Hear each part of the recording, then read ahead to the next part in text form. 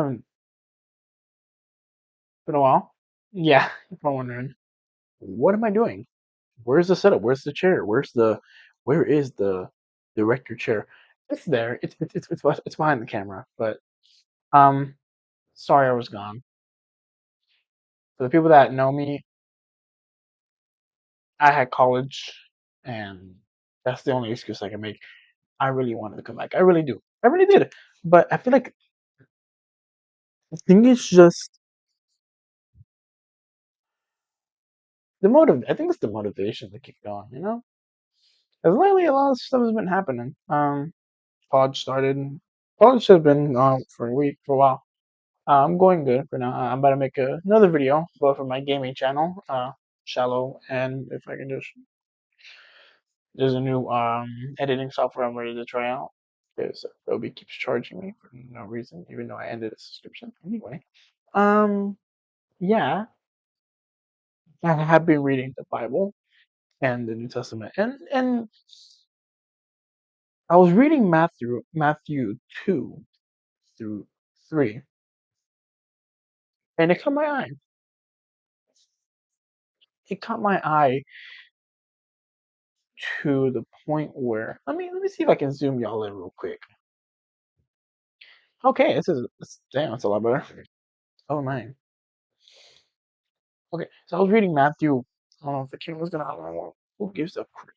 I was reading Matthew 2 and 3. I don't know if 3. I don't know if y'all read the Bible or not. If y'all do, let's go. If y'all don't, let's close one. Because I feel like this would be a good lesson for me to understand. When Jesus was born as a baby, there king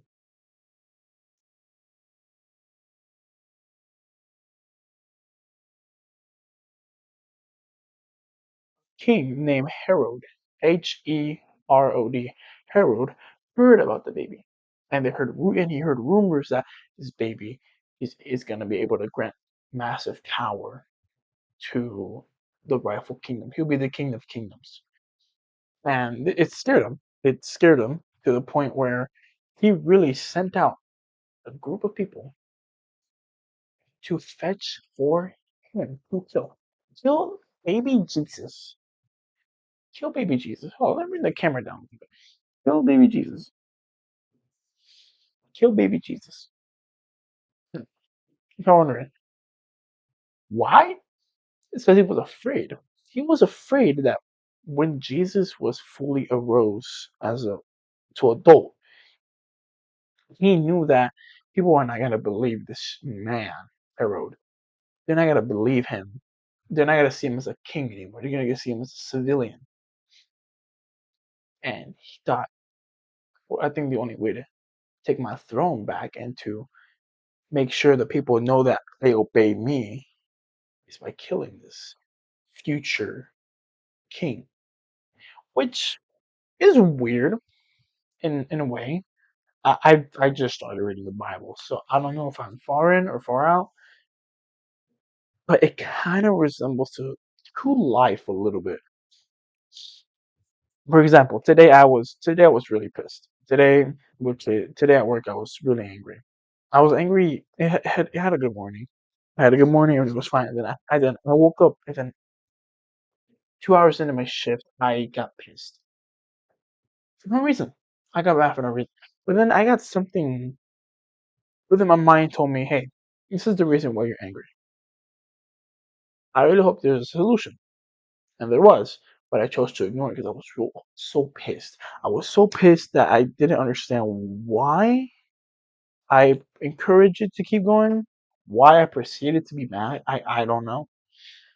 But then it reminded me of this part of Matthew 2. It reminded me of that I was Herod. I was mad that someone was doing something that I liked doing. That they were in my position, but they were doing it better than me. And I got jealous. I got angry. And what did I do? I retaliated. I started ranting about it. Which, for the record, don't rant about anything that's bothering you. Pop into social media. It's stupid. Take it from me. Um, Mostly talk to people. Talk to someone that understands your position in this scenario where you're in. But when, but I feel like I was heroic, and this person was Jesus. Like I was so bothered by this person that they were doing something that was like me, that didn't know me, or that didn't want to do anything affiliated with me. What did I do? I got angry. I got angry, and I proceeded to encourage to be pissed, to get angry for it, and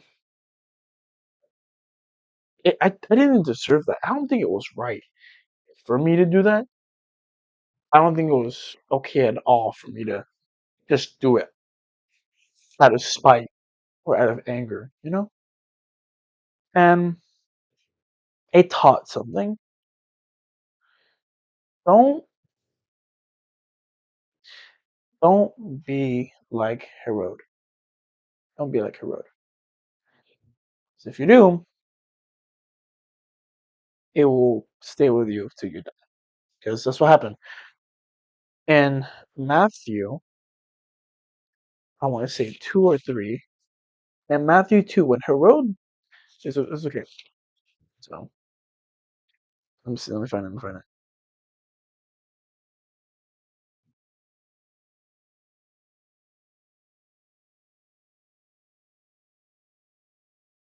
So this is what Herod did when he was stressed and was scared that he couldn't find Jesus. He did this. This is Matthew 2:16. The second statement. He sent soldiers to kill all the boys in and around Bethlehem who were around 2 years old and under, based on the wise men's reports of the star's first appearance. Now watch. Now Matthew 17. Matthew 2:17. Herod's brutal actions fulfilled what God has spoken through the prophet Jeremiah. And he said, a cry was heard in Ramah, weeping in great mourning. Rachel weeps for her children, refusing to be confronted, for they are dead. Now, now, having an action like Herod did, killing a lot of children to find out which one was Jesus, is insane. It really is. It's insane. It is. But he was scared that he was gonna lose his literal position as king, knowing that Jesus will overcome it, knowing that he is the king of all kingdoms. And take this as a hint of example. Religious or not, Christian, Catholic, understand that this book is supposed to tell us the meaning of life. And I agree with it. And right now it's telling me that don't be jealous, don't be angry, don't take action so serious for so little things. Jesus was born, they heard rumors that he would be a future king. Herod got mad. What did Herod do? Sent soldiers to find baby Jesus to kill him. The fear of losing his position. Do you see? Do you see where it's at? Right? You see where it's at. That would be, to be honest, that's the most selfish thing I would ever do out of me. But it makes me want to realize that I don't want to be Herod in this day that I'm in today's feeling of the morning. I was pissed and angry. Herod was scared and infuriated because he didn't want to lose his position as king over something that's not even affiliated with him, but he wanted to get it out of the way so it doesn't bother him. That happened to me. I did something so I can get it out of the way that wasn't affiliated with me, though it was bothering me. So know that if you are pissed off, if you're angry at some way or some form, even if it's like the littlest thing, like hold up, if it's a little as a, it's little as a literal, as little as this, a little screw. If it's little as a screw, then you have nothing to worry about. I'm a, you have nothing to worry about. To the fact that if it bothers you, pray over it. If it bothers you, let it go. if it annoys you, if it disrupts you, if it's hurting you in some way or some form that's so little, let it go. Trust me. You don't want to hold you don't want to hold a massive grudge for something that is that is so little. And you won't notice it until the day after. You be like, dang, this was pretty stupid what I did. And again, don't be like Herod, because if you do, you will die knowing that you were afraid and stressed that someone that you never met will take over your position or will take your spot or will be replaced. For the record, replacing things is not easy. Replacing people is never going to be a one and done thing. But see that as an example. If you're mad at something that's so small or at someone that did so small, think of Herod. You don't want to be Herod. Bro, they literally killed. Let me see how many. Too many. He literally killed all the boys in and around Bethlehem that were 2 years old or under. Think about that. All because he was scared that that Jesus was going to take his position.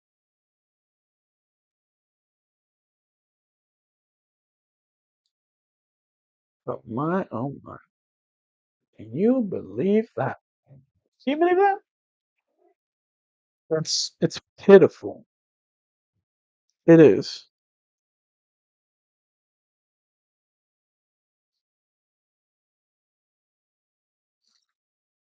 Trust me when something's right.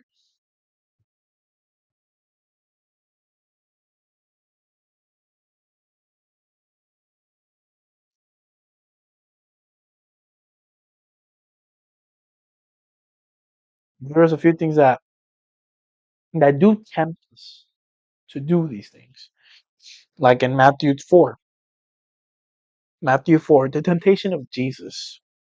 Basically, Jesus was led by the spirits in the wilderness to tempt there by the devil for 40 days and for 40 nights. He fasted and he was very hungry. To the time that the devil always comes up to him and he goes, hey, so if you're the son of God, go make bread. Or, hey, since you're the son of God, jump off. For the scripture says, if you are him. And then in each one, we're gonna go through each of these. You're probably wondering why are you learning yourself about the Bible? Look, I made therapy thoughts for a reason of something that comes up to my head. For after the video that I posted a while ago, I had nothing to come up in my head because I was fine. I was relaxed, but I was thought about myself, and that's selfish of me. I didn't think of the other people around me. So forgive me, and let me make it up to you. So for temptation, let's say this. Let's go from one. Let's do from all of them. Okay. During the time the devil came and said to him, "If you're the son of God, tell these stones to become loaves of bread." But he said, "No. People do not live by bread alone, but by every word that comes from the mouth of God." It's a good one. And then another one. He took him to a whole city, Jerusalem, highest point of the temple, and he tells him, "Go ahead, jump off. Yeah, you're the son of God." What the scripture says. But Jesus said he will order his angels to protect you, and they will hold you up with their hands, so you won't even hurt your foot on a stone. And then he says this. The scripture also says, "You must not test the Lord your God."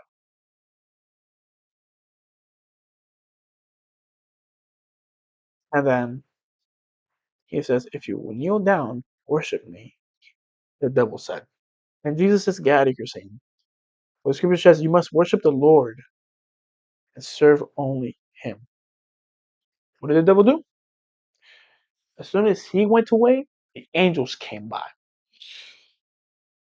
And that's something that we need to address to the point where if we are tempted, let's say if you are tempted by jealousy, anger, hatred, lust, frustration, any other form, anxiety and everything that bothers you, give it to God. Give it to God because that's the devil tempting you to break. It's tempting you to lose your faith when you're understanding what are you doing. And I made two or three suicide prevention videos. They are coming, but for now, I think knowing what the devil wants you to do is the worst thing that you can ever imagine because he will make you do, he will make you feel or do anything is possible, knowing that you let your guard down for him. Not for him, but you let your guard down without you noticing. And that's why when I'm stressed, when I'm working or when I'm at school, I tend to stress. I tend to stress crap ton. But I put my head down. I go, Lord, take away my stress, anxiety, frustration, anger, hate, lust, everything that's bothering me, and give me happiness, joy, and smiles so I can give to people, knowing that everyone deserves it, no matter how big or small their day is. And it fades away. So atheism, but if you want to believe it or not, that's cool. That's cool. But my religion people, if you believe in God, if God is your, if Jesus and God is your God, love Him.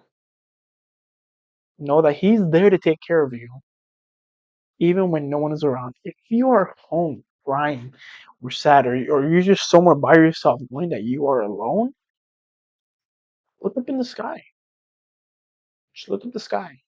Look up in the sky and just be like, God, I want to talk. And He's there. He's always there. He's around us. He's everywhere.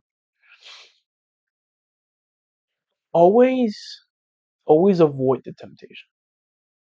Always avoid what the devil tried to do when Jesus was doing his little 40 days, 40 nights temptations.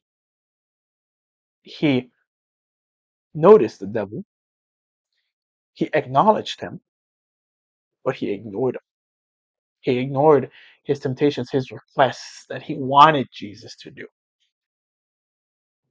And what did he do instead?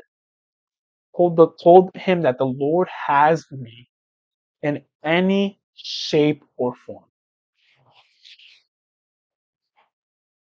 And that's proof that if you're scared or worried, just pray and you'll be fine. And you'll be fine. But yeah, I might do more of these. I might do more. I like it. But I'm gonna try to read them. I'm gonna try to read as much as I have to expand my knowledge. But if you need help with anything, pray to God. It is the best thing you can do for yourself and for Him. Because people can understand you. Yeah, your best friend, your mother, your father, your girlfriend, your brother, your boyfriend, your sister. They can understand you for real. But the man that made you understands you the most. Some people disagree. Some people agree. But that's just me saying it. So in that, read the Gospels. Read the Testaments. Read the New Testaments. If you want to read the old one from the very beginning, go ahead.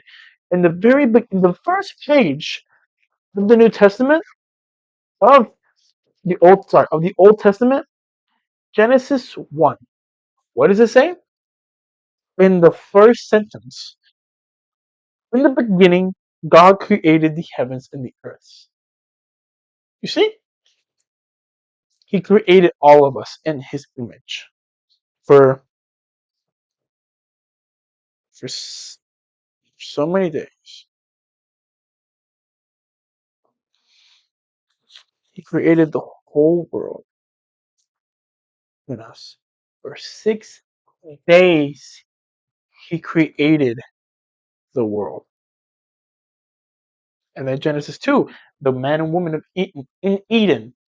That's his story of how the Eden and Adam and Eve's story. So just pray. If you don't have a Bible, that's cool. You have a phone. I mean, you have a phone. That's why you're watching this. Download Bible apps or something that will make you understand why you are here. Why are you here for? Why you're living? All these things are from this book. So just if you don't want to, that's cool. If you want to, go ahead, give it a try. That's just me saying. Remember, don't be like Herod, where he just got jealous and got scared for one little thing, for something that he's not even affiliated with. So it's massacring a lot of people, little children, just so he doesn't lose his place. It's stupid. But that's how the story goes. My name is Victor, and um, this is Therapy Thoughts. Well, see ya.